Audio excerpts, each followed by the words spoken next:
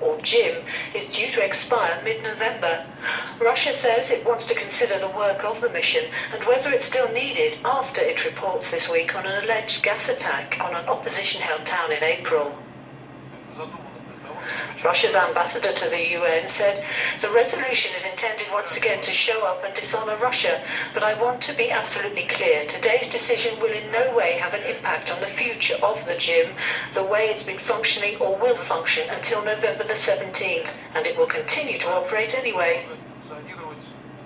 The United States deeply regrets that one member of this council vetoed this text, putting political considerations over the misery of Syrian civilians who have suffered and died from the use of chemical weapons.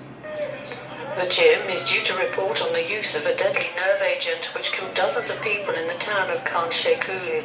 Russia, which is an ally of President Bashar al-Assad, has rejected a separate UN report blaming the Syrian government, saying ISIL chemical stocks probably exploded in airstrikes.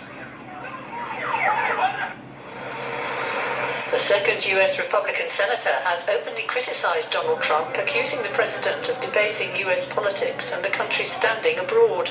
Jeff Flake from Arizona has announced he will not stand for re-election next year in protest at Trump's tendency to scapegoat and belittle people using social media. The notion that one should stay silent and that as the norms and values that keep America strong are undermined, and as the alliances and agreements that ensure the stability of the entire world are routinely threatened by the level of thought that goes into 140 characters.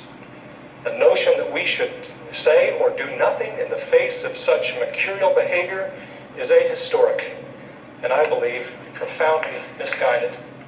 Flake's attack follows that of Tennessee Senator Bob Corker, who became the focus of news when he lashed out at Trump, saying the president had great difficulty with the truth. Corker, too, has decided to quit. White House Press Secretary Sarah Huckabee Sanders. I think that the people both in Tennessee and Arizona supported this president, and I don't think that the numbers are in the favor of either of those two senators in their states, and so I think that this is probably the right decision.